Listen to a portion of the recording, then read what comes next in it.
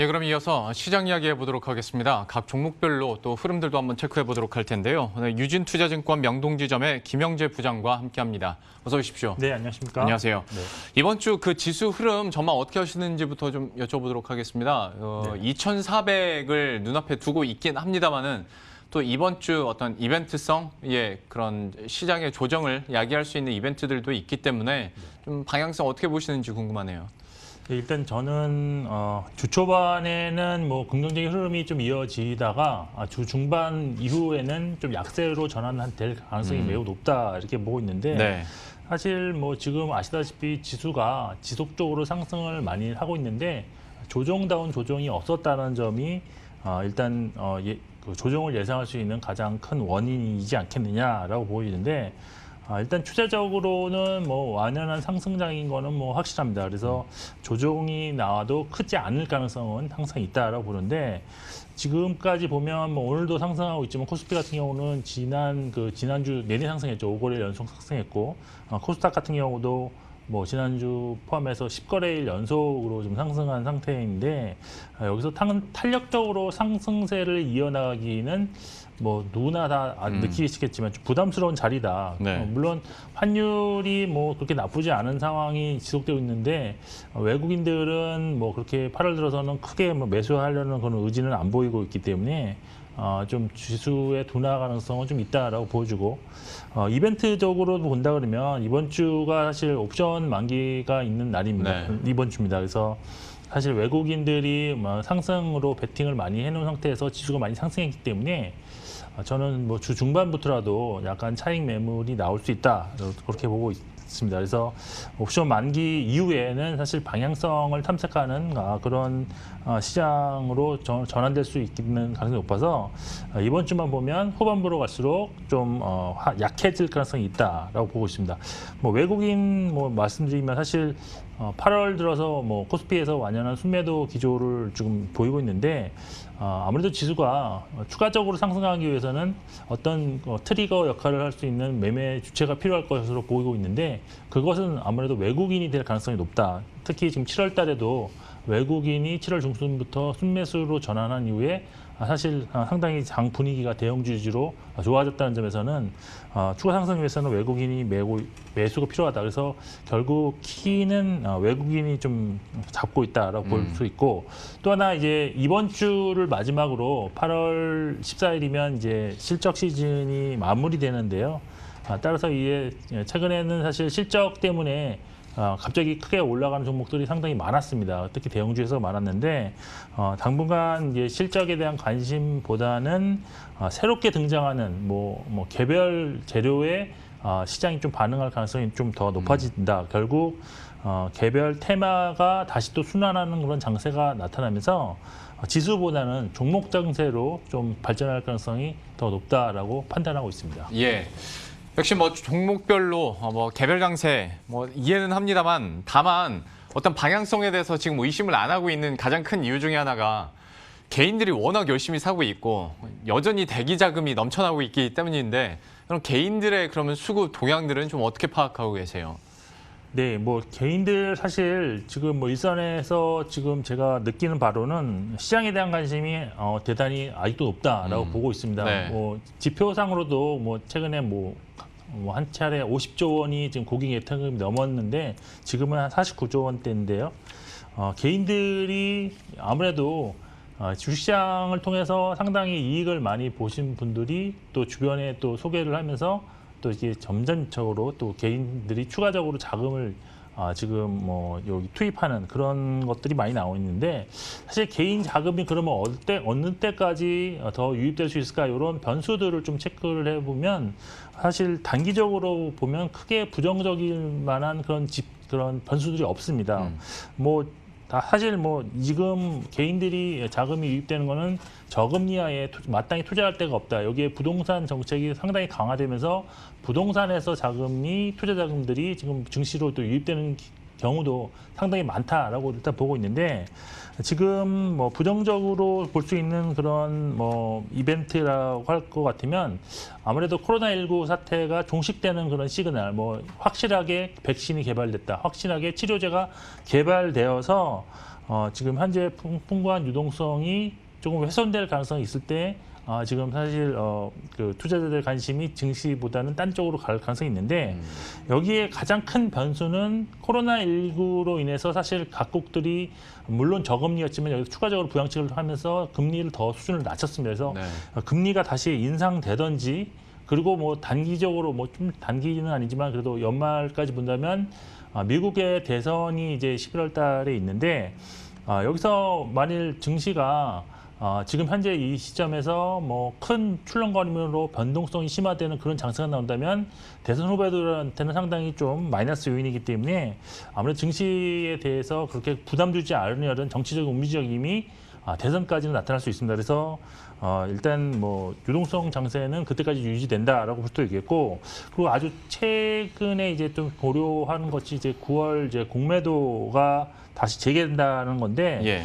이것은 사실 개인 투자자들의 매수세에 제동을 올 수 있는 재료긴 분명하지만 이것을 역으로 본다 그러면 오히려 지금 또 증시 상승을 유발할 수 있는 재료도 될 수 있다. 이건 뭐 다음번에 또 말씀드릴 것 같은데, 예, 그렇습니다. 그래서 제가 볼 때 이 재료들 중에서 가장 경계해야 될 것은 역시 근본적으로 각국 은행들의 출구 전략이 시작된다. 이럴 경우에는 상당히 좀 이제 조심을 하셔야 된다라고 보고 있습니다.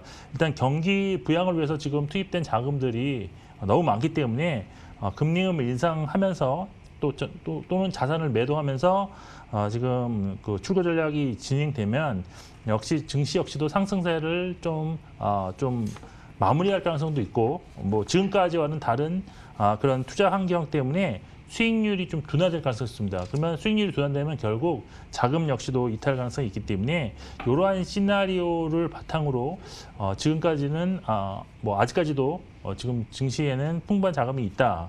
결국 이러한 얘기를 뭐 결론적으로 말씀드리면 최소한 수개월 정도 되는 그런 기간 동안에는 지금 시장이 많이 하락하는 그런 때가 오더라도 풍부한 유동성을 바탕으로 신규 매수하려는 개인들의 힘이 있기 때문에 당분간 지수 하락폭을 제한하는 그런 역할을 개인들이 할 수 있다라고 기대해 볼 수 있겠습니다. 예.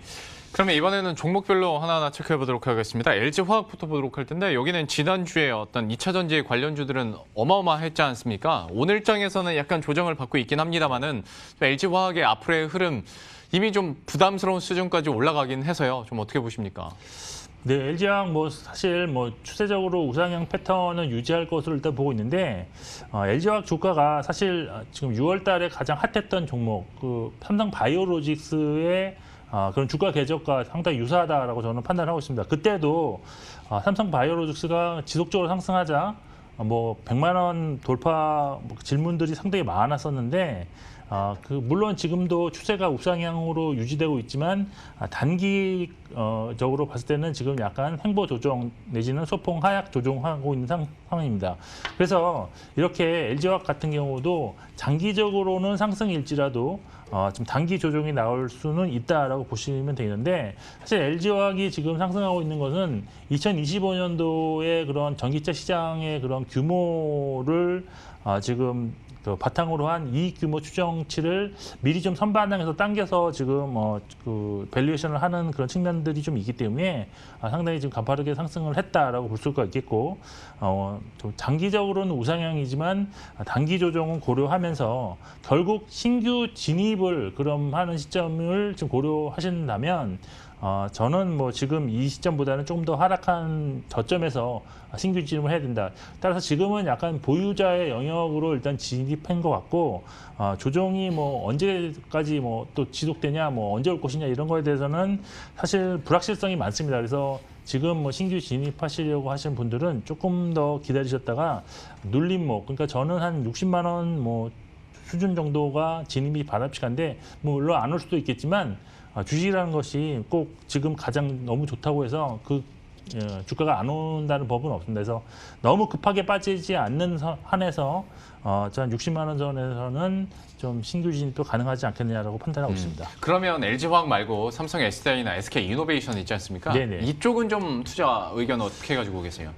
사실 그 LG화학보다는 조금 더 투자 의견이 그렇게 좋지는 않다라고 보는데 네. 일단 항상 보면 그 점유율 1위 그다음에 주가 좀 뭐랄까 대장주가 1등 대장주를 매매하시는 것이 가장 좋은데 그렇다고 해서 삼성 SDI가 뭐 그렇게 나쁘다고는 말씀드릴 수가 없겠습니다. 그래서 뭐 우리나라 지금 2차 전지 업체들이 전반적인 수혜가 예상되고 있는 상황이기 때문에 뭐 SDI도 역시 지금 현재 장기 성장성을 반영해서 주가가 지금 형성되어 있다라고 보시면 되겠습니다. 그런데 뭐 LG화학도 마찬가지고 삼성 SDI도 마찬가지인데 지금 내년 실적 기준으로 뭐 밸류에이션을 조금 해보면 PER 기준으로 지금 뭐 38.5배 정도로 나와 있습니다. 그래서 물론 뭐 성장성이 뭐 크게 반영된 수치라고 보이지만 지금부터는 실적이 어느 정도 좀 회복되는 모습이 좀 더 진행되는 것을 확인한 이후에 주가가 추가적으로 상승하지 않겠느냐라고 보여서 일단 현재 주가에 관련한 밸류에이션이 좀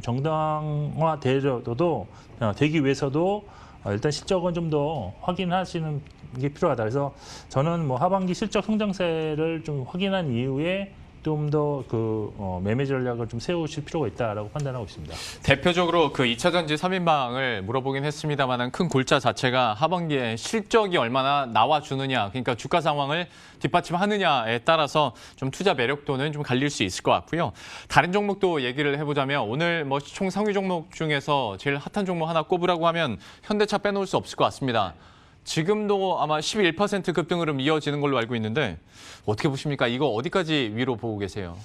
네. 사실 그 현대차가 최근에 주목받은 이유는 저는 크게 세 가지가 있다라고 보고 있는데 뭐 아시다시피 실적이 좋았죠. 뭐 제네시스가 사실 국내에서 상당히 판매가 잘 되면서 지금 실적을 예상 외로 상당히 좋게 나왔다는 건데 두 번째가 또 근데 현대차가 또 특이한 점이 분명히 글로벌하게 완성차들의 실적은 상당히 안 좋습니다. 근데 그럼에도 불구하고 상당히 실적이 너무 좋게 나왔기 때문에 상대적으로 매력도가 상당히 크게 부각된 점이 좀 있습니다. 그리고 네. 또 이제 최근에 그 정의선 부회장의 그런 행보에서도 알 수 있듯이 늦었던 전기차에 대한 그런 진입이라든지 시장 점유율 같은 것들에 대해서 새로운 비전들을 지금 꾸준하게 지금 제시하고 있는 상황이기 때문에 이런 예전 같으면 디스카운트였던 것이 지금은 약간 플러스 요인으로 좀 전환된 그런 점을 꼽을 수가 있습니다. 그리고 지금 사실 뭐 아시다시피 전기차 이후에 또 수소차도 현대차는 상당히 좀 빠르게 좀 진행은 과정이 좀 빠른 게 있기 때문에 그 이후에 뭐 미래 전략도 상당히 지금 확실하다라고 볼 수가 있겠습니다. 그래서 일단 현재는 디스카운트가 해소되는 중이다라고 보고 있는데 그런데 이제 아까 그 LG화학이라든지 뭐 말씀드린 삼성 SDI와는 좀 다른 점이 또 하나 있는 것이 뭐냐면 지금 밸류에이션상 아직 상승할 수 있는 여력이 좀 더 남아 있지 않느냐라고 보고 있습니다. 물론 오늘 상승했기 때문에 지금 내년 실적 기준으로 어제까지만 해도 PER 기준으로 보면 9.3배인데 지금 오늘 기준으로는 거의 한 10배 수준은 된 것 같습니다. 그렇지만 지금 아까도 말씀드렸지만 그 성장성을 받아서 전기차 뭐 2차 전지 대장 업종들이 뭐 30배에서 40배를 받는데 지금 현대차 같은 경우는 물론 상당히 예전부터 저평가를 뭐 계속 했었지만 그래도 아직 10배 미만이라는 점에서는 상대적으로 좀 더 추가 상승에 무게가 가지지 않겠느냐. 그리고 또 하나 그 현대차 같은 경우가 상당히 장기적으로 사람들에게 상당히 소외를 받았던 그런 종목이기 때문에 어떤 에너지 축적 뭐 이런 측면에서 본다 그러면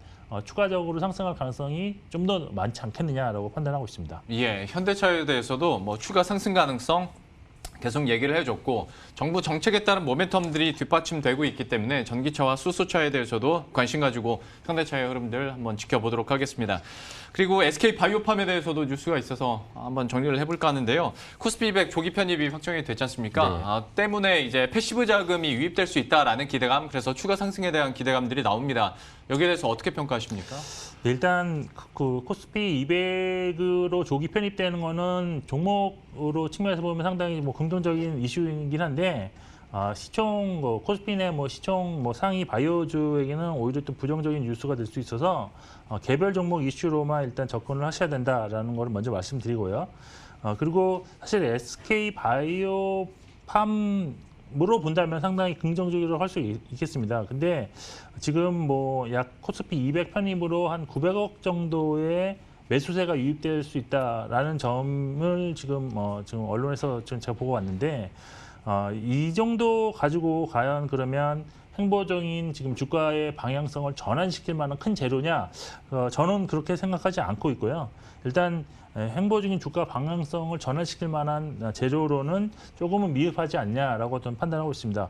오히려 이렇게 행보적인 그런 그 주가의 방향성을 확실하게 전환시킬 수 있는 재료는 자체적으로 신규 본업에 관련한 어떤 새로운 뉴스가 좀 나오거나 이벤트가 좀 나와서 기대감이 형성돼야 될 것 같은데 현재로서는 사실 그 상장 이후에 지금 예상보다 훨씬 높은 오버슈팅을 좀 한 상태이기 때문에 아직도 좀 물량 소화 과정을 진행하고 있는 상황이라고 볼 수 있습니다. 그래서 아직까지는 여기서 이런 코스피 200 편입 이슈로 다시 상승 전환할 건지에 대해서는 좀 불확실성이 있다라고 보시면 될 것 같습니다. SK 바이오팜에 대해서는 지금 뉴스 이전에도 오버슈팅된 부분이 있기 때문에 뉴스가 나오더라도 탄력적으로 추가 상승 계속 가기는 좀 힘들 수도 있겠다라고 얘기를 해주셨어요. 오늘 급등을 하고 있긴 합니다만은 좀 단기적인 뉴스에 따른 반응이라고도 볼 수 있을 것 같고요.